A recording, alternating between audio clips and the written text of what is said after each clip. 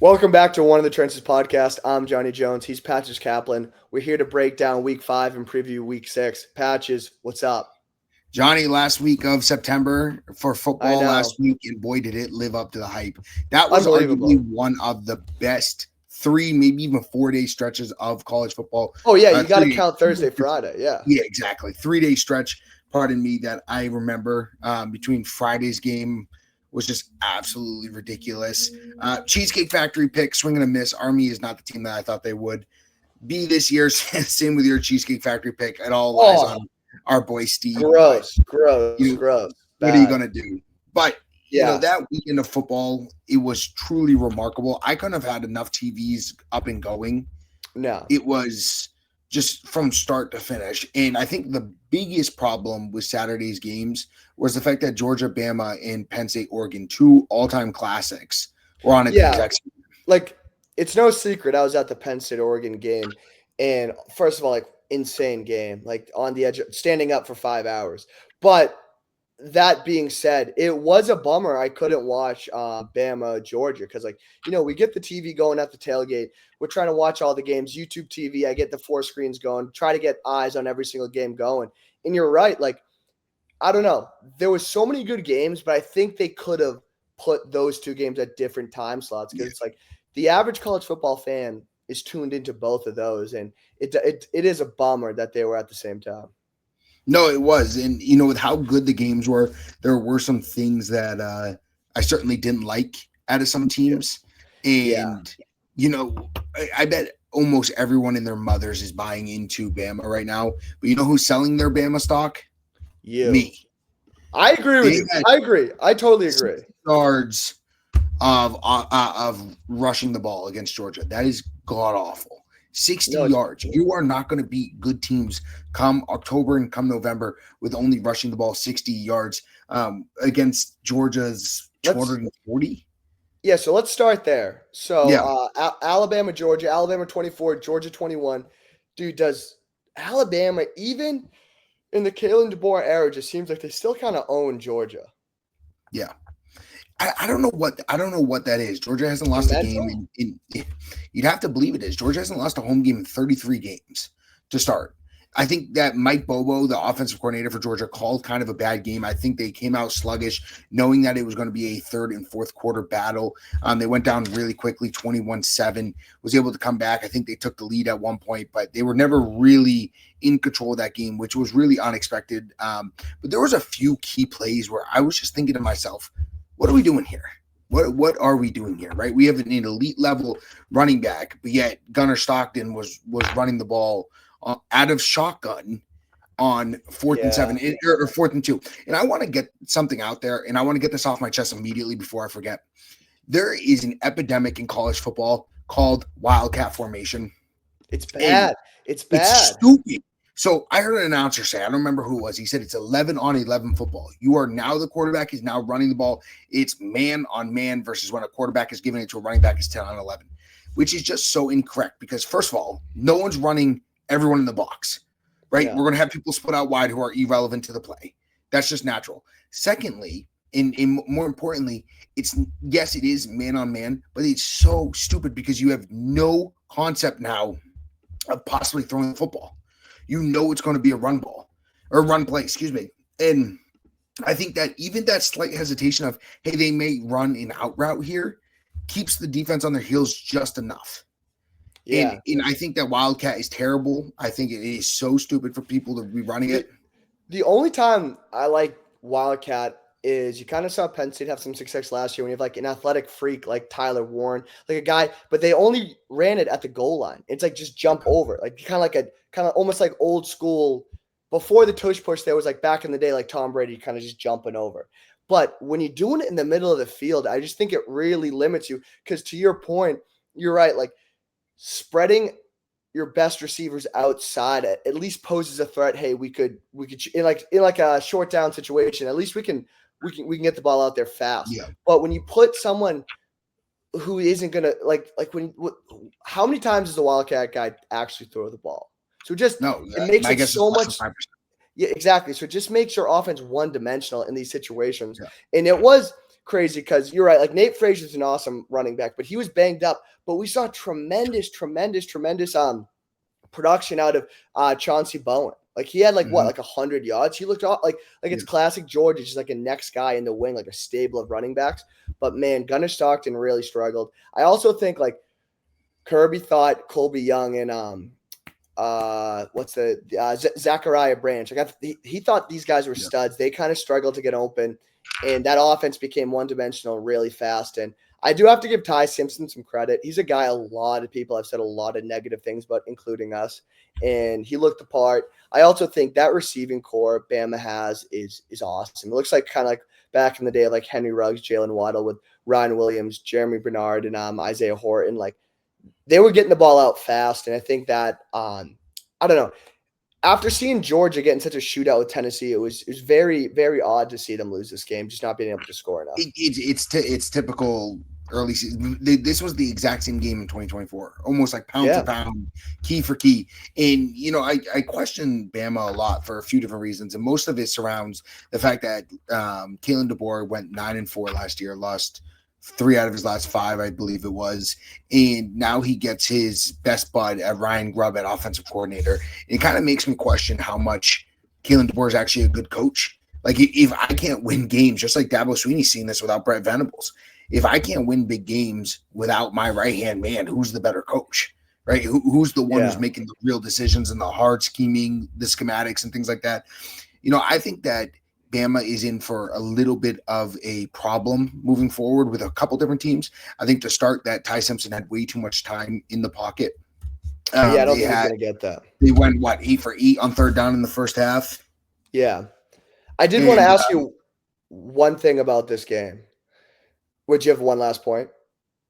No, sorry. We are currently watching the Red Sox game, so I was just checking the box score. Yeah, for everyone out there, it's Wednesday. The Red Sox are in bottom 8 right now, 2-1 over the Yankees. They just took the lead. Tuesday, Johnny. Tuesday. Tuesday. Sorry, Tuesday.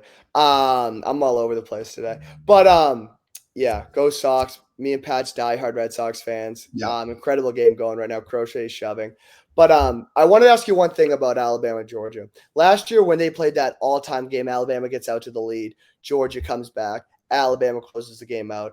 Last year you were very high on impressive losses. You were very high on that team lost, but they showed a lot. And you might have dubbed that loss last year for Georgia the best loss of the season, which is a funny line to say. It is. What do you think about that? What do you think about this loss? I know what you mean about that one. But what did you think about this loss? I don't think it's a great loss. I think this is a really bad loss, right? I think they got out-competed on a few different aspects. I think they got out-talented, which is a crazy thing to say. I'm not going to go as far to say they got out-physicaled, but I wouldn't disagree with that. I thought they lost the line of scrimmage, which is surprising. And to reiterate your point, the best loss is a very good point, because in games that are coin flips, right? One that happened in Happy Valley, truly a coin flip game, right? You play it 7 times, I'm going to win 4, you're going to win 3. We play it 7 more, you're going to win 4, I'm going to win 3. So it's hard to deny that these losses are more than a single play, right? Like if we met in a different area, but I don't think that this is as good of a loss. In the same sense, moving to a different game, I agree. I don't think LSU's loss is a good loss either, right? No, I don't think that. Yeah. I don't think that game was overly impressive on either side. I'm happy for Ole Miss getting that win. I love the story of Trinidad Chambliss. Trinidad Chambliss. He's a frequent flyer on Winners of the Week. Yeah, he is a great quarterback, and I love what Lane Kiffin is doing for the zazz of the sport, I guess is the best way to put it. But a lot of really good games, but LSU is in trouble right now. And I said it in my week 0, I believe that Ryan Day, Brian Kelly will be on the hot seat before Halloween, and I think I have proof of that. And I think that he has 2 more losses before October's over. I would have said you drunk a couple weeks ago, because everyone was sipping the Brian Kelly Kool-Aid after that win against Clemson.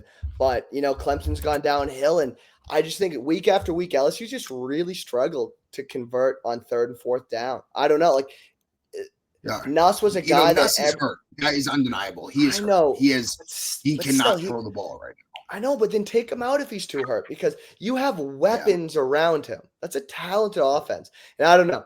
I just think, and they're wasting a good defense. In the last couple of years, like you saw tremendous quarterback and offensive play. You had like Malik Neighbors and Jaden Daniels and just Brian Thomas Jr. Like LSU was in games because of how much they could score the last couple of years. And this is the year you have it defensively. It's just a shame to waste that. It's like we talk a big recurring theme between you and me is timing in college football.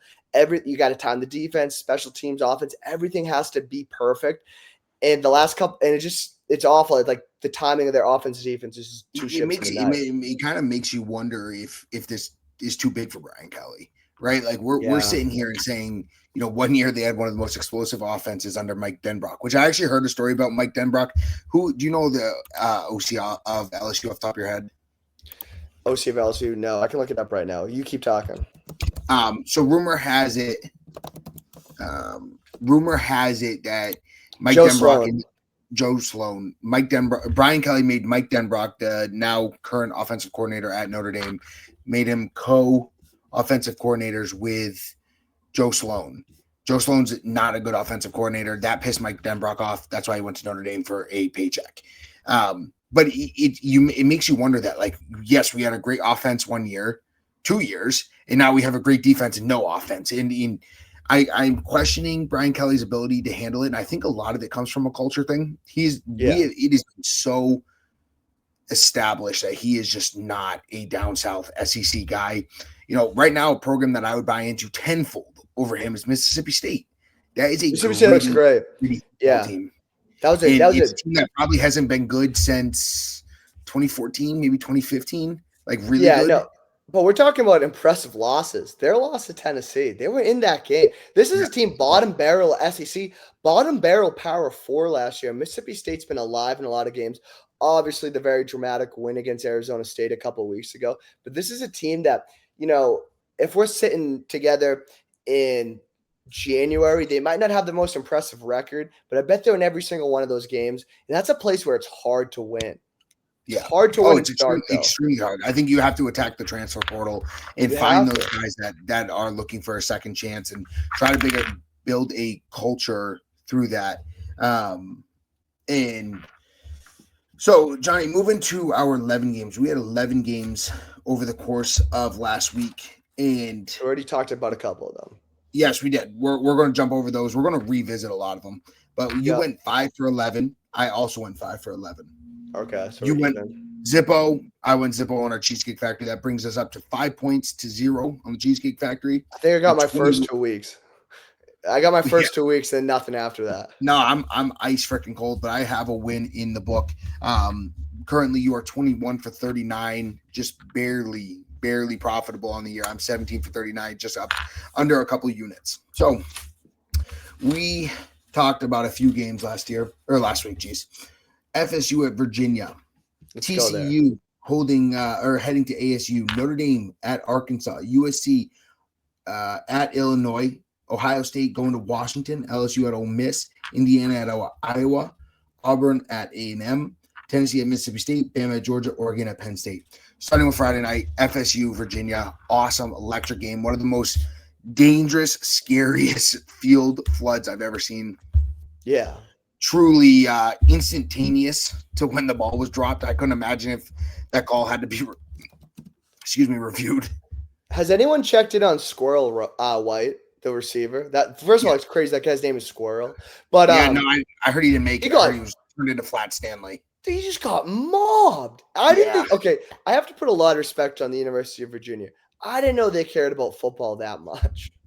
No, and I didn't put any respect on Virginia's name. They are running the ball and they have great offensive power right now. They're running the ball almost 300 yards a game on average. It's absolutely rancid. I love to see. Most of their offense are all fifth-year guys, which is really cool to see. Do they have a shot at the ACC? I keep talking about all these teams that possibly have a run at the ACC. TCU is one of those teams, despite their loss against Arizona State. They're still Big 12, Big 12. Yeah, for Big 12, Big 12. Yeah, yep. No, going to ACC, though. Virginia's in a really weird spot because I'll look up their schedule right now, but they lost a tight one, 35-31 to NC State early in the season, and a lot of those mid teams like Virginia, you see the fan base like you lose that early in the season to an in-conference opponent. Oftentimes, you see the fan base kind of slough off, but I don't know, they're still hanging around. They look like a great team. They have a big matchup this weekend against Louisville, which will be very telling. I'm trying to think. They miss, I think, a lot of the big dogs in the conference. But use the term big dogs lightly when referring to the ACC. Oh no, I just meant from in that nucleus of that conference. Yeah, no, they avoid. Well, Clemson sucks this year, but they avoid Florida State and Miami, which is huge. Down the stretch, it could be the biggest game of the season for them, this Louisville game. But going back to that game, this is why we watch college football, for the chaos. This was an incredibly sloppy game, but still so entertaining. Like 5 total picks, 3 for Virginia, 2 for Florida State. Just gunslingers, just tossing it all over the field. I don't know. I think Virginia is very alive in the ACC just because I think the ACC is very top heavy, and like you have in the fact that you have Miami and Florida State. Then I don't know anyone else. Like Georgia Tech is so one-dimensional. Like you saw in the first half what they did to Haynes King. They ended up coming back for a really good comeback win, but there was times where I did not think they were going to get out of there alive, and somehow they figured out a way. Yeah. No, this ACC, it's going to come down the stretch. Huge game huge game this weekend, Florida State, Miami. So we'll see, but pretty disappointing for Florida State because this is a team. I don't even know how much we talked about it last week. They have the talent to roll over Virginia. Yeah, the defense really scares me at the end of the day. The defense scares me. The secondary, like they can get to the quarterback, but the secondary just kind of got torched. You're talking about FSU currently? Yeah, sorry. I'm with you. If they are not in a shootout, they're going to be into problems. I knew that was going to get exposed eventually. It's just too much overhaul, I think, in one season to have a true ACC contention type season. I think that Miami stormrolls them a little bit this week. I know everyone is saying they're not playing great. I think that they just needed a couple. It's tough to say when teams don't play great. It's because they played great against Notre Dame and everyone expected that type of level of competition moving forward. But I think that Miami beats them pretty easily. We're not going to talk about that yet. Moving forward to Notre Dame and Arkansas, Johnny. Notre Dame put up a field day against Arkansas. That game was, besides the first quarter, that game was effortless. Yeah, no, I was pretty disappointed in Arkansas because they might not be the best team, but I really thought they were going to fight. Like I thought they were going to fight. This is a team that I think they knew the writing was on the wall. What does that say for the SEC, right? Like, we curb stomped Arkansas, right? We dropped 60 points on Arkansas, let up 13. All of that 13 points were in the first quarter, right? This is the same Arkansas that took Ole Miss to the fourth quarter. This is the same Arkansas that technically should have been 4-0 if you exclude 2 singular plays in 2 games, right? In Notre Dame, who's not even in playoff contention, supposedly, bodied them, dropped 60 on them, only lets up 13 to a dynamic offense, to someone who's to a quarterback that people were comparing to Marcel Reed. Yeah, I did that. Yeah, I don't know. I just think the SEC is. I think if you look at them as like the body of work, I think they have a lot of good teams. I don't think they have any great teams. I really don't. I think they're all the same team. No, but the bottom of the ACC is really bad, which we're not used to seeing. Like I don't know, Arkansas. I also think there is something to say. Like Sam Pittman's been fighting for his life, like a wounded animal for 2 years. Yeah, and he just kind of lost it this week, and obviously he did. And this is definitely a game that got away from them, and I thought Notre Dame schemed them very, very well. I just question a little bit, like, heads up against LSU, heads up against Ole Miss, heads up against, Texas, heads up against OU.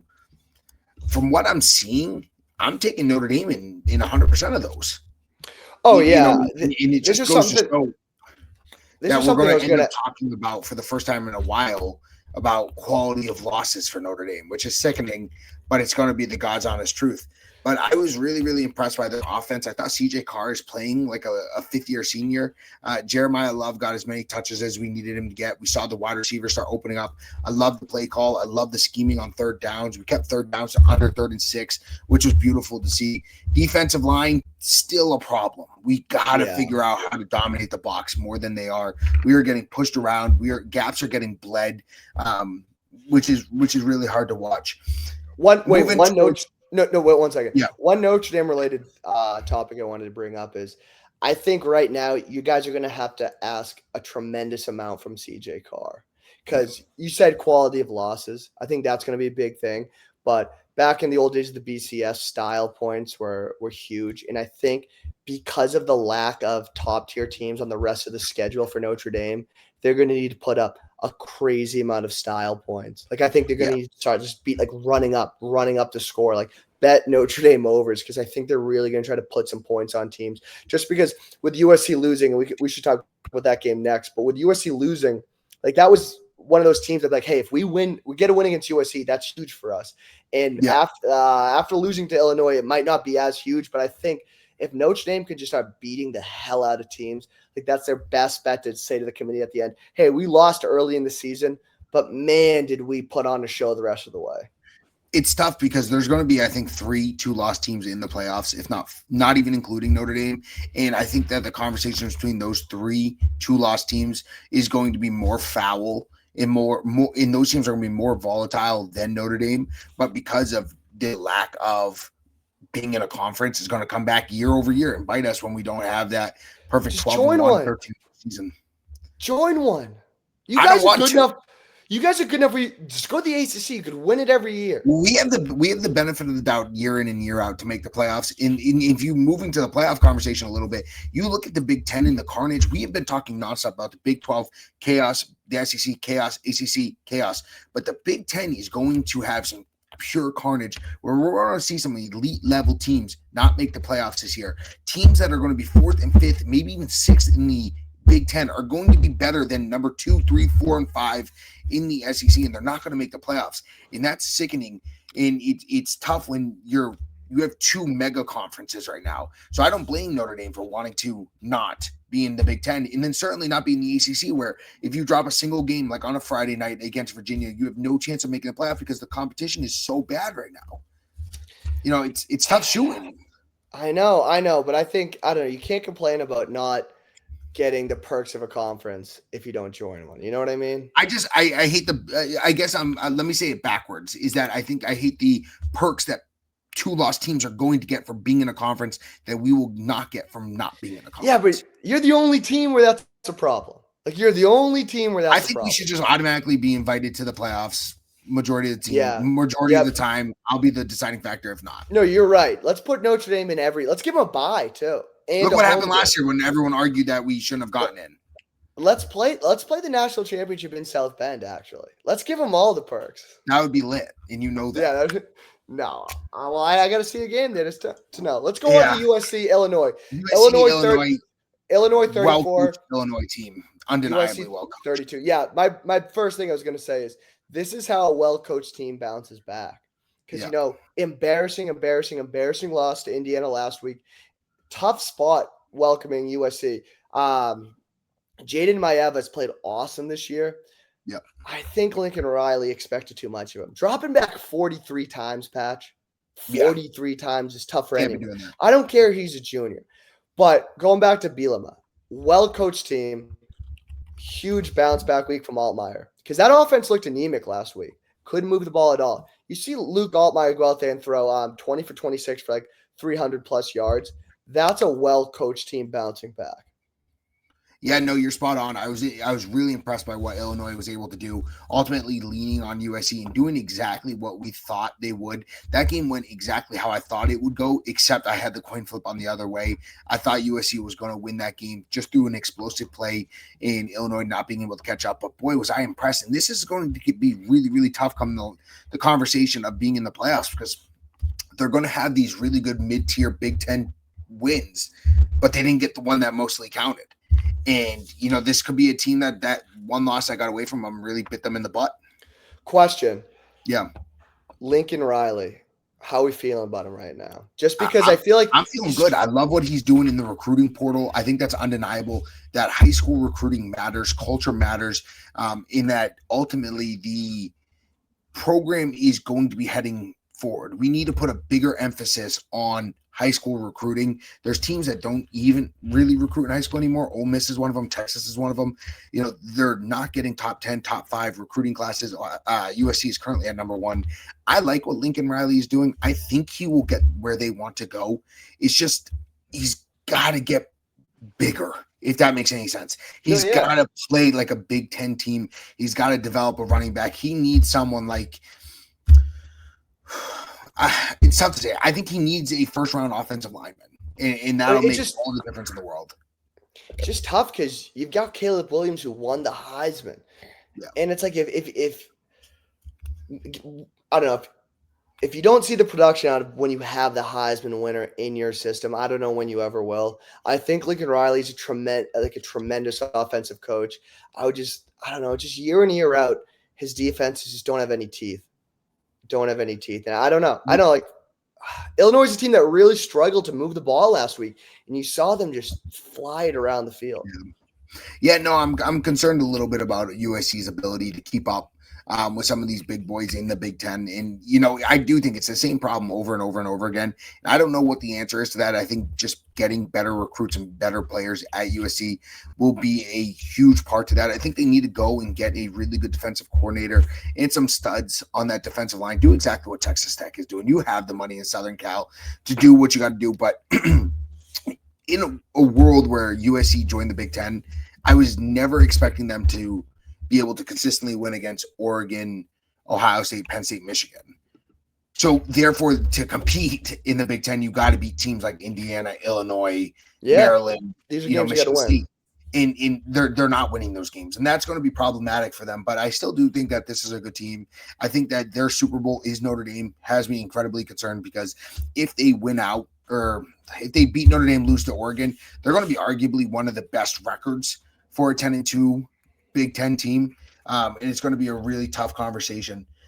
Moving to OSU Washington, it's a game I didn't really get to watch all that much. It was really, really tight, really low scoring. Julian Sayin is playing really high quality football right now. He went 20 for 28, 100 or 210 yards, 128 QBR. Our boy Jeremiah Smith, 85 yards, touchdown, 19-yard pass. They're playing really high quality football. That defense is rolling. I just want to say Alex Bregman double scored, so that's huge. 3-1, top 9 right now. But no, I really, really totally agree with everything you just said. Yeah. No, I think that Ohio State is the team to beat. I'm excited to see that offense develop even more than it already has. But that defense is rolling. We thought there was another team in the Big Ten that was going to have the best defense in the nation. We were wrong about that. Ohio State is the team to beat. I just think, and this is a Washington team that we talked a lot about last week, but nationally they're not getting enough coverage as they should. This is a great team. Jed Fish is a great coach, and I think this is a team that's going to be good in the next couple of years. But they fought hard. I know it was an 18-point game, but 24-6. They held that offense. They held that offense 6-3 heading in the fourth. Yeah, Julian Sayin has been extremely efficient. I think Ohio State is lacking that big playability that you saw them just succeed a lot on last year. Like they still have the guys like Jeremiah Smith, Carnell Tate. I just think Julian Sayin is so young. Like Will Howard has played so much football. I don't think Brian Hartline is there yet either. Yeah, but Matt Patricia on the other side is just dialing it up. What do you think that's going to mean for college football for like coaches kind of trying to recover their name a little bit? Like he's coming in and he's coaching arguably one of the best 5-game stretches that we've seen on the defensive side, right? He's averaging, I think, 4.5 points a game on defense. He has multiple shutouts, limited X plays, doing great on third down. I wouldn't be surprised if we started to see more and more coaches that, have been chased out of the NFL going and being coordinators for a year or two.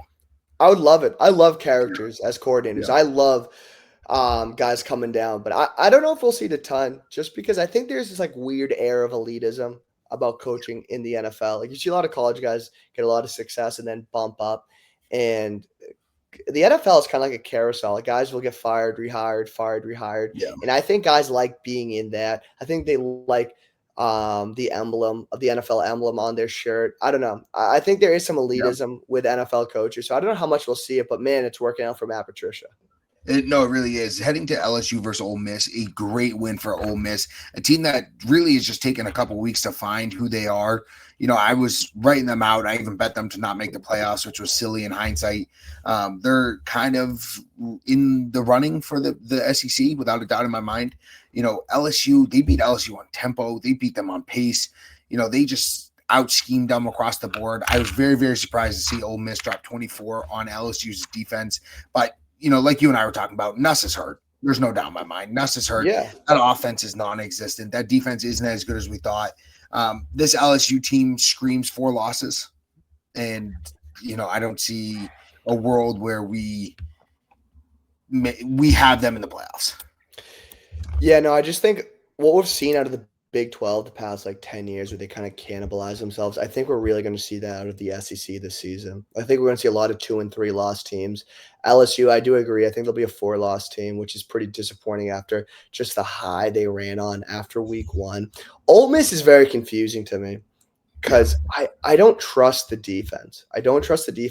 But Trinidad Chambliss is everything you want him to do, throwing the ball, running the ball. He's not afraid to get hit. I think the offense is super efficient. I'm just really nervous. They have less talent this year, but yet somehow they feel like a more complete team. Like they lost 2 games in September last year. I'm worried about the defense. I think with Nuss being hurt, they haven't really been tested on the defensive side of the ball. So I'm going to hold my take until I see the defense really stand up. So we'll see. But man, that was a huge, huge win. I think they're 4 in the AP poll. That's massive for them. Yeah, no, it's way too high. So we'll talk about that in just a second. Really quickly, I'm going to just churn out a couple quick ones. Indiana at Iowa. Indiana did not cover. Really game. Tough game. You're giving Iowa too much credit. I think that's a huge bounce back win. Not a bounce back win. It's a huge continuation win by Indiana. A team that just came off pretty much one of the best wins in program history against Illinois in terms of AP top 10. I'm not giving Iowa credit. I just think Indiana. It's a tough place to win. I think this Iowa team is actually a little bit better than most people are saying. I think this is like Iowa 2018, where they would win 9 or 10 games and compete in the Big Ten West. I do think that Indiana underplayed here a little bit, which is surprising out of a Kurt Signetti team. But they got the win. They're 5-0. Heading into October. Yeah, I wasn't impressed. But what's the next game? A&M Auburn. Auburn has a problem, and we all know who it is. Dude, absolute rock fight of a game. Gross. Yeah. I am impressed because A&M is a team that I thought would win every game in an absolute shootout this year. So it was good to see them win a close game. Auburn's super sad just because it looks like timing. It looks like they have everything but the QB. Texas A&M offense struggled a lot in this game. But, it doesn't matter when you win. Winning solves everything. No, it doesn't. In Texas A&M lives to see another day. I'm excited to see what they do in the SEC. I think that they're one of the best teams in Texas. I think they play Texas this year. Do you know? Yes, they do. I'm really excited for that. That game will be really electric. I think that team is a shoo-in for the playoff. Tennessee heading to Mississippi State. That game went exactly how I thought it would. It was a shootout. It was overtime. Tennessee got a really gritty win. I'm going to give them credit on experience, on coaching, but I love what Mississippi State is doing. I think that this is a really good team in Mississippi State, a team that's going to be surprising, a team that won't quit, clearly. It's exactly what you want to see on an up-and-coming team. Yeah, no, you said it all there. Great game. Mississippi State's a really scrappy team. Tennessee, Joey Aguilar continues just to be really impressive throwing the ball, but Heupel gets a win, and that's another team where they're going to be a problem in the SEC. The SEC is going to be just disgusting. They're going to ruin a season. Yeah, no, they are. They're going to ruin how many teams get in the playoffs just because I think they're all going to just beat up on each other, and I don't know who's going to be standing. Florida's going to somehow win a game. Auburn's going to win a game. Yeah, they'll win a game. It's interesting. So I'm gonna mute myself essentially for this next one. Johnny, did I lose you here?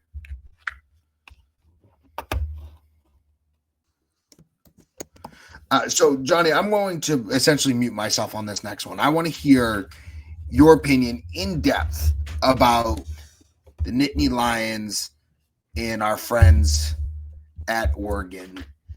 A crazy game. Yeah. Okay. So many ways. And the reason I want to hear you talk about it, you were at the game. You're obviously a Penn State fan. Obviously, I'm sitting here saying that I picked Oregon to win the game. I thought they were going to win. I think you picked on the podcast Penn State. I have nothing written down, but I gave myself credit for Oregon. No. You definitely picked Penn State. You definitely rode with me on Penn State. We'll have to rewatch the tape on that one, but we'll go booth review. That's a really cool feature on the ACC cam. Do you see that? Yeah. That should be standard across the board.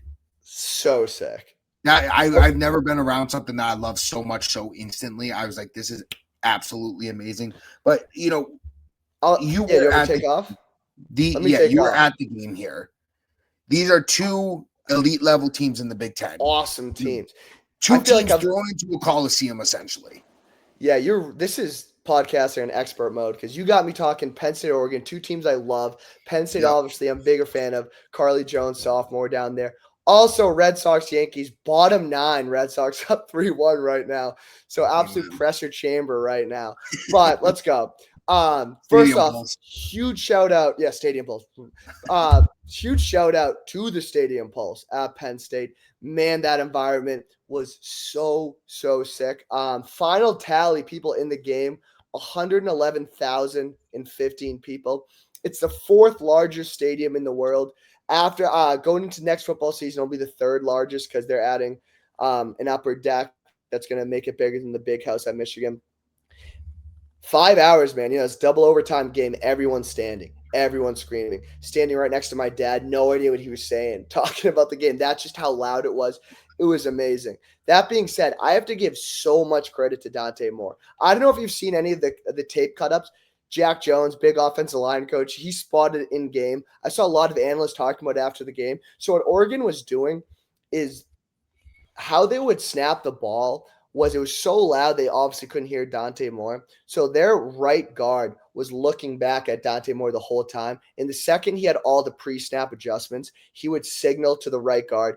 The right guard would tap the center, and then the offense line would all look at the ball. So it wasn't vocalized at all. It was all silent, a silent snap, which is pretty cool. Obviously, you might lose like a half a second on everyone getting off the ball, but in that type of environment, you live with that. But that being said, I give a lot of credit to Dante Moore. That offense looked great. A ton of production out of true freshmen. DeCorion Moore at wide receiver, and then DR Hill at running back was awesome. The first half, absolute rock fight, 3-3. Just two defenses going at it. I think one of my biggest takeaways was I think both these defenses are top 5 in the nation. Just elite talent on all 3 levels.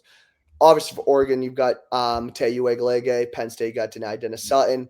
Linebacker, you got Tony Rojas at Penn State. At Oregon, you got Bryce Bodicher, 2-sport athlete, center fielder for the baseball team. And then they're both secondaries were played pretty great. Oregon was able to get a tremendous they were able to get some big playability, which I talked about last week. They were able to get a couple X plays in the second half that led to a couple touchdowns. And when we sat at 17-3 in the fourth quarter, me and my dad thought we were absolutely dead. Dead. The offense looked atrocious for Penn State, but I think they found something. And whether that was Drew moving it a lot with his legs or getting some RPO or just play action. I think Penn State really thrives in play action, and I think the reason why they struggled in this game was how well Oregon's defensive line played, and that took away from the play action game. But you were able to see them go to that in the second quarter. I thought that Andy Koltanicki for the second touchdown, when they went under center, empty backfield, orbit motion with Nick Singleton. It looks like it's going to be running back sweep out of motion. And then they went inside counter. That's wing T football. Sally. We used to run that in high school. That was a great play call right there. Love seeing the wing T just kind of live on in these small moments this college football season. But yeah, it was a great game. I think both these teams are top 5, top 10 in the nation. But it was a rock fight. Double overtime was crazy. But yeah, What are your thoughts? You're I'd say you're enough. I incre- feel like you're I'm word vomiting right now. It's tough to go no, on that you're good. solo. You're good. You're incredibly positive, which is something I was not expecting, I guess, during this conversation. I thought you were going to be a little bit more Well, critical. I don't think I'm there's positive. someone who's more critical of my team when we lose than me. I am hugely critical. I think obviously Drew made the same old mistakes he's always made. He didn't look poised in a lot of moments in that game. I also think there is a miscommunication between Andy Koltonicki and Drew Aller. I think Andy Which is Koltonicki crazy because they've been together for 2 years, 24 months now. Yeah, I just think Andy Koltonicki is trying to turn Drew Aller into something he's not. I think Drew Aller is your classic like NFL pro passer. He wants to sit in the pocket. He's got a really, really strong arm, and he wants to sit back there and push the ball downfield. And in the first half, I thought Koltonicki was a little too cute, which I don't like. I'm very critical about the first half offensive play calling because I think you saw like it was 1 3rd and 10. It was a QB. It was a kind of a gross QB draw RPO. Saw them try to rely heavy on screens. I don't know. I just think they're trying to make Drew Allen into more of a dual threat guy, which he's obviously not, which definitely is a concern for me. But Yeah, I don't know. I mean, so how I've been thinking a lot about it, and I do think that this Penn State team is really talented, and I truly believe that they underperformed. They got a little bit lucky in that fourth quarter. That's undeniable. That game could have been a runaway train if it wasn't for home field advantage. But if we go back to our organic chemistry tutor sessions, right, where you were tutoring me, there was something that we talked about called an inhibiting factor. I'm right? so excited to see where this goes. I'm so Right. excited to see where this goes. You have a substrate that takes up enzymatic activity and it stops a reaction from occurring. And then it hits that weird kind of titration curve. Drew Aller is that inhibiting factor. It's so undeniable. He just is not that guy. He is not the one to make a big play. And no one's even asking him to make an elite level play. They're just saying, hey, Drew, don't mess this up. And time again, he just can't come to play. And, I don't blame him. That pick was terrible. If you watch it from the quarterback's plan of view, he tries to go up and over an outside linebacker or safety, a strong side safety, and land into the tight end. And if he led the tight end, it would have been, but he had 109 yards passing entering the fourth before that 35-yard touchdown. And we're supposed to sit here and pretend that he is not a problem in a factor on why they're not going to get where they want to go. I think that they have a serious problem here at quarterback, and what they need to do is exactly what Michigan did 2 years ago, where they lean on the running back 28 to 38 times a game. Then doing so, they attack the middle of the field through RPOs and play actions. And, I don't think that they're going to be doing that. I think that they're going to try to make something up in the sense of they're not, like you said, they're not playing to their strengths. I thought this was a team that, and I've been reflecting a lot on this game. And like I said, I was underwhelmed while I was rooting against Penn State. And I was trying to convince myself that they are better than they are. I was expecting the following, right? Oregon comes out and scores 7-0. Boom. It's a dogfight for the first two quarters. Then Penn State says, screw this. We're going to give the ball to arguably the third and fourth best running back in college football. And we are just going to run it down their throats, 4 yards a carry, for the entire half. They didn't do that. Their offense looked stalled out. I thought Oregon's D-line performed way better than Penn State's offensive line, which was not what I was expecting. I was just a little bit surprised on how that game went about. The 0 points in the first half, or excuse me, 3 points in the first half was just not a great look. I was underwhelmed. I love to see that out of Oregon. I love to see Dan Lanning's energy. We just won, I believe. Wait, did we? Okay, because his base is loaded. See, bases were juiced. I've been clicking back and forth. I'm sweating. I'm like sweating, looking like listening to you. I got a text from my friend that said gulp, and I was like, I thought we had this one in the bag, but yeah, no. Chapman bases loaded just struck a guy out 2 outs, I think I'm almost positive it was bases loaded with I'll look it up. I think it was bases loaded, no outs. Ooh, it was crazy, dude. Yeah. Let's go. That is a huge win. Can I push back on one thing? Yeah. Sunday was awful. I was so negative. 7-hour drive home. Me and my parents driving. Awful. I'm down in the dumps. I'm like, Drew Aller, I believed in you so much. You let me down. I'm heartbroken. But then I thought about one thing. How many weeks in a row on this podcast, one of the Trenchers, did I murder Will Howard? I murdered him 10 out of 12 week after week after week. And he was like, damn, Michael Myers, just still standing there, still standing there. They lost to Oregon by what, a field goal at the end where he like slid. Wait, no. Let me cook. No. Let me finish it. He slid. Time ran out. Thought he was the biggest idiot in the world. Then they go get embarrassed by Michigan. And you know what? My dad keeps saying one thing to me. Failure's the best teacher. Failure's the best teacher. Failure's the best teacher. Ohio State lost those 2 games. They still won it all. So guess what? I could be down in the dumps. But guess what? Penn State's still the 7th-ranked team is the 7th-ranked best team in the country. I don't know if they're going to be next year or the year after that or the year after that. All I have is right now, we're going to go into the shoe. We're going to beat them. We're going to kick the shit out of Indiana. And then we're going to go into the playoffs. And you know what? If you hate on me for being positive like that, I think you got to be that way about Notre Dame. I really do. Like, you got to win the rest of the way. I wish I could be. You know, life's too short. You know Penn State's history. You know, I just think it is almost ignorant to think that 2024 is Ohio State and in 2025 Penn States are in the exact same situation. Yes, they lost in very similar situations. Penn State did nothing to impress me besides those last 2 drives. Nothing. What about the defense? I didn't think it was over that impressive. I thought Oregon ran the ball really, really effectively. They did. I thought they outscored 3 points at the half. No, I don't think they did. The defense played well. You got to rewatch that game. The defense played really well. I'm not saying they didn't. I thought you can still play really well and be underwhelming. They took a turnover away from us. All I'm saying is I thought Jim Knowles got out schemed a little bit, especially moving the pocket. I thought for Dante Moore, who is now our current favorite. Moving on, Johnny, because we got to get to 6 of our games. I want to just go over my quick AP section of our podcast. AP poll, absolutely preposterous. I'm gonna say this one incredibly fast because for the sake of our friendship, Penn State at number 7, comically bad. I think that they should be out of the top 10. They have yet to beat someone. They have yet to beat someone. Johnny, we are. No, but the thing is, if you're gonna rank them at 3 and then they lost to now the number 2 team in double overtime, they shouldn't be ranked 3. That's crazy. Why? It's the same. It's the same paradox. You have to beat people to be ranked. They beat a top 10 team, and now suddenly that top 10 team is not even in the top 25, and now people are questioning why that game was even important in the first place.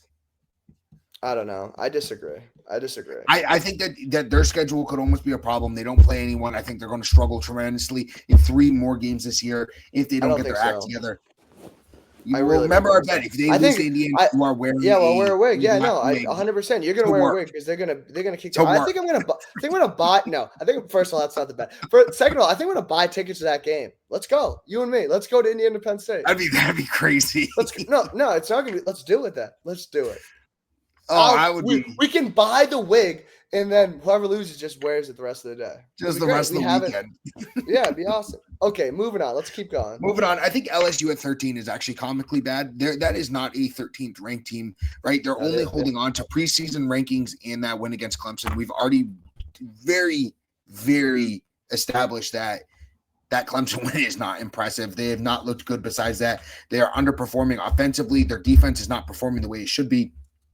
LSU at 13, I can think of 13 teams. I can think of 18 teams that are better than LSU. On the flip side, because I disagree that LSU is a 13th ranked team, Ole Miss at 4, I think, is comically bad. Right? Ole Miss has one really good win. 2 weeks ago, we were arguing that they won't even make the playoffs, and they have a decent away home game win by a touchdown against LSU, and now they're suddenly the 4th ranked team. On the flip side, I actually do think that there are a couple teams that are accurately ranked. We have Alabama at 10. I was for sure believing that Alabama beating Georgia at Georgia would put them at number 2. I'm really glad they are not there. I think them at 10 is a really good ranking. And then I also love Oklahoma at 5. I think Oklahoma is a really good team. If we can get John Mateer back, I do think that is a top-ranked team. Really quick, I just want to say Johnny's least favorite segment of our podcast. I got to get it out there. We have our all-state playoff predictor. Johnny, have you reviewed it all, or should I review it for you here? Dude, I never review it because I don't think it like matters at all. We play the games for a reason. Like Memphis is up. Like, you know what I mean? Like there's like five. I think you're just salty because Memphis has a better odds to make the playoffs than your team does. Okay, I don't care about that. What about where's your team in the All-State playoff predictor? And I'm super salty about it. I've already sent that's what I'm saying. All-State playoff committee. Oh yeah? Where'd you find that email?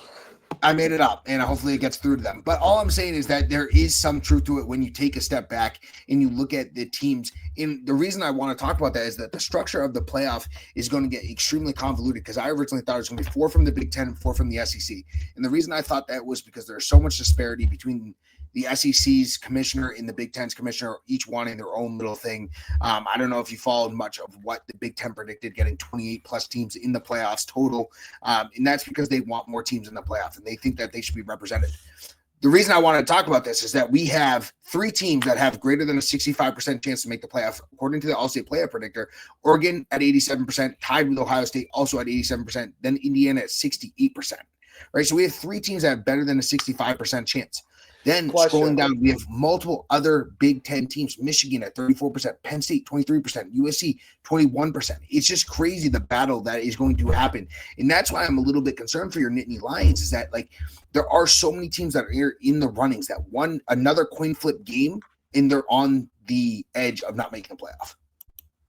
Yeah, no, it's going to be a battle in the Big Ten. It's really going to be a battle. Week 6 preview? Yeah, week 6 preview. So we have 6 games, a little bit of a down week. You know what they say about down weeks. Every time you think it's a down week, it is a great week of football. We have Iowa State heading to Cincinnati, currently an underdog, pretty much a pick on there, -1.5. Vanderbilt heading there for round 2 against Bama. This is as big boy as it gets. They are 10.5-point dog. Texas heading to Florida, a game that we thought was going to be very influential in the SEC. It has lost a little bit of its lust, but Florida is a 7-point dog there. Boise State at Notre Dame. We thought this was going to be a playoff game, essentially. Boise State still has a chance. Notre Dame, not as good of a chance. Notre Dame's a 20-point favorite on that one. Virginia coming off their best win in so many years against Louisville. They are a 6-point dog at Louisville. Very surprising. And then Miami, probably their hardest game of the year at FSU. They are 4.5 points. Starting at ISU, Cincy. I love Iowa State. I think it's a team that wins. When you're talking exclusively at a pick'em, I love a team that wins versus a team that's just having an up year. Give me the experience of Rocco Beck. Give me the experience of Matt Campbell, who is also coaching for one of the elite level jobs, I think. I think his name is going to be really, really high up there on Florida, possibly even Arkansas, maybe even Wisconsin. I think Matt Campbell is the next big recruit coaching-wise. Totally agree. Give me Rocco Beck. I know I've been down on him this year. I don't think he's been super, super impressive, but I think they definitely win this game. This game, I physically cannot wait for because there are a lot of games I will not touch with my DraftKings account, and this is one of them. I have no idea how this game could go. In my head, I'm like, Bama's going to smoke Vanderbilt, right? They just played the best game they have all year. I thought the exact same thing last year. Vanderbilt is now 5-0, and they're rolling. They have an extremely good offensive line. They have a gritty tight end. They have a really good run game. They also have a really good defense. And in a world where they can shut down the run and double up on overhead safeties, and Ryan Williams can't get that deep ball, I could see this being a tighter game. Bama, this game means everything to them. They are going for a revenge game here. What are your thoughts here? I think Bama's going to win, but what's it, 10.5? I think that's way too many points. I think Diago Pavi is just a winner. I think he's so gritty. I think they've looked really good this year. They beat the brakes off USC. And I know you can say, I know what you can say, like Lenore Sellers got hurt. It was 21-7 before he got hurt. I think 10.5 is too many points. I think Bama wins this game just because I think their receiving core is so talented. Jeremy, Ryan Williams, Horton. I think Vandy's going to really struggle to cover those 3 guys. So I think Bama will win. I'm taking Vandy to cover. Yeah, I'm taking Vandy to cover here too, but I wouldn't be surprised if we saw a win. This is a game that means a lot to Vanderbilt. If they win this game, they're pretty much a lock for the playoffs, which is such a crazy concept because Diego Pavier was literally telling everyone and their mother that this team is good enough to win a national championship, and everyone kind of laughed in his face. So he's been an underdog all his career. We didn't think that it could happen last year, and it did. But like I said, I have no idea. This could be a 38-10 game, or this could be a 31-30 game. I have no idea what to expect here. A game that I also think says a lot about a certain team, Texas heading to Florida. I have no interest in watching Florida as a football team. I want to have my binoculars exclusively on Texas. I need to see something. Here. I'm scared for Texas. I'm going to take Texas in this game. I think on paper, they should kill Florida. I think the defense is too good. DJ Lagway's really struggled to keep the ball in his hands and not the other teams. That being said, Texas offense is terrifying.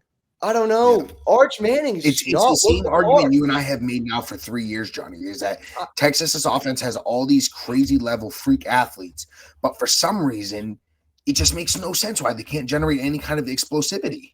I've heard Sark is a visionary. Sark's a quarterback guy. But Arch, I don't know. He just doesn't look good. No. Like, I was having arguments with someone. Like, the big three quarterbacks going into the season, I think that – you can say big four. Everyone wanted to talk about was Nuss, Arch, Lagway, and Lenore Selton. None of them have looked good, and especially Arch. Arch has looked bad. I'm gonna take Texas, but I'm gonna hold my nose because I'm scared for them this week because I see a walk-off field goal in their future here. But you can say what you want about Florida, like they're 1-3, they've looked bad, but their defense is good and they just muck games up. They make it gross and gritty, and their defense is so physical. And I can see them just punching Texas in the mouth, and just I don't know if Texas responds. Yeah, no, I think you're spot on. I think that if this game comes down to the defense, that Florida has a better defense. Just very tough, very big, very physical. I think that could be a problem. I think Florida is prone to penalties, which, Sark will use to his advantage. I'm going to take Texas. I think that's too many points. If I was a betting man, I would probably take Florida, but I think that Texas wins this game overall. I'm going to take them in the -7, but I'm not feeling good about it. I think you and I are probably both on the same page. Boise State heading to Notre Dame, a game that we kind of had circled on Notre Dame's schedule early on. I thought it was going to be a lot more exciting than it probably will be. We've talked in depth. Notre Dame's offense is rolling. I don't know what they're to make of their defense. Boise State's going to try to run the ball really good, but I'm taking Notre Dame in all those points. This game definitely has lost its luster that it had before this season, but I am taking Notre Dame. I think they should kill Boise State, but that defense scares the hell out of me. Virginia at Louisville. Louisville's currently a 6-point favorite. I haven't seen if that line has moved at all. I really like Louisville here. They were one of my dark horses to win the ACC. Yeah. I still think they have the experience, the good coaching, and the offensive line to be a contender. Huge letdown spot for Virginia. Simply huge. That's all I got. Huge letdown spot. I'm riding with you. I'm taking Louisville. Miller Moss, he's a gunslinger. He might turn the ball over a couple times, but he's going to throw for some touchdowns. No, he is. And that game, we've been to Louisville Stadium when they get the boys rocking. It's electric. Miami heading to Florida State. This is a game that we, from week one, have established that this game is going to be awesome. It's even more awesome now that Florida State has a loss. We're going to see about who they are as a team. I'm still taking Miami here. I still think that Miami's defense is physical enough. Corners will be able to keep up with the wide receiver speed of FSU. I don't see a world where Miami gets out-physicaled, if that makes any sense. And I think that they're going to just lean on FSU. I'm expecting low scoring, 24-21, 24-18. But I like 4.5. I think I would even like it at 6.5. I think this is their game to lose. Yeah, no, I'm taking Miami. I don't know. Before last week, I really wanted to take Florida State. I thought their offense is rolling, especially I just love the way they run the ball. But I don't know how many people listen to this podcast, but I just couldn't rightfully pick Florida State and give that pick out after watching their defense last week. So I'm going to go Miami. You got to. So I'm going to hold off on my parlay pick of the week, as well as my Cheesecake Factory pick of the week. I want to hear who won and who lost week 5. Okay. First off, first winner, Lane Kiffin. weird storyline going into the week. Like reality TV-esque. Yeah. His daughter's dating LSU's linebacker. He's throwing up on the field. It's weird. I don't know. Yeah, It him gave me the calling out weeks at the end of the game. yeah, It's he just kept so saying bizarre to me. kept saying take the over two, which was like a weird jab at Whit Weeks. It gave me the shivers, but man, Lane Kiffin gets a win, and we can say we're down on LSU. They were still number 4 going into this game. That's a Yeah. huge win for Ole Miss. That's a win Ole Miss hasn't gotten in a couple of years. Like a No, big and I signature love win. I'm not the biggest Lane Kiffin guy on earth. I just don't Me think either. I would like playing for him. But boy, do I love his consistency. He is consistent game week in and week out, maybe not, but he is going to win games ultimately. And he's going to do exactly what he says he's going to do. And I really appreciate that. That's a good winner of the week. Yeah, and we'll see Trinidad Chambliss. He's been on this list before. He'll Boy, probably do I be on wish it he again. wins the Heisman. Be so sick, dude. The pride of Ferris State. Yeah. Next winner, kind of a low key one, but Old Dominion. Old Dominion, super emotional win against Liberty, 21-7. This is a team that I don't know if you can bet it, but if you could bet Group of 5 team to make the playoff, Old Dominion is slowly stacking wins. They had a very close loss. I think it was like 27-14 or 21-14 to Indiana in week 1. I don't know. I like the way this team plays. I think this is a team, just put a tab on. Let's just follow, see how the rest of the season goes. But Old Dominion's playing really good football. They looked really great against Indiana. I know they lost, and they've just stacked wins since then. Finally, I have to give a big shout out. Big time winners of the week, Jack and Julie Jones.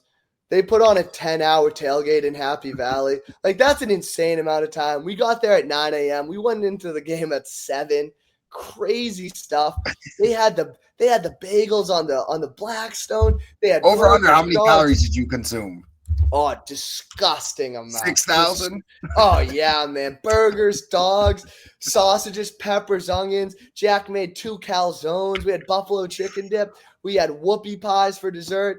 But 10-hour tailgate's not for the weak, man. I have to give a big shout out, Jack and Julie. Hell of a time before then. And then now let's move on to the losers. I think a big loser of this week is the ACC. I think Florida State getting a loss before this Miami game is really, really, really important because it kind of makes this a must win. Because if they lose this to Miami, they can't trip up the rest of the season. And if Florida State if they get 3 losses, like, I don't know who else from the ACC could make the playoff. Like, if they want to get 2 wins, it'll be a one race or one horse race. If they want 2 teams in this playoff, Florida State needs to win this week. So I think a big time loser is the ACC this week. I also just think what they're doing is unsustainable. Like, Tommy Castellanos looks awesome at quarterback. The offense looks great, but I think the way they play defense is just unsustainable if they want to keep winning games. Next is Auburn. I'll skip over this pretty fast because we talked about it, but this really felt like their week. After a loss to Oklahoma, that Texas A&M offense is so high flying, and for them to keep them to 16 points, that's a game Auburn wins. Like, if you told me they were going to keep Marcel Reed to 16, I'm like, Auburn's got that. They can put up 17. Yep. No, they couldn't. I think they lost the week. They're going to be an incredibly good 5 or 6 loss team. That's what I'm saying, and I think that's what the SEC. I think SEC is another loser just because I think they're going to cannibalize. I think they have a lot of good teams that are going to beat up on each other, and I think we're going to see a lot of 3-loss SEC teams, kind of like last year. We had 3-loss SEC teams and miss it, and I think that we're going to see a similar trend going. Yeah, I think that the teams that get in the SEC are all going to have 2 or more losses. And that includes the SEC champ. I could see it 100%, 2 or more. And it's going to be really, really incredibly hard to decipher who gets in and who gets out. Yes, I totally agree. And the last loser of the week is Kansas. Kansas losing. They let up, 37-31. They were up with 2 minutes left.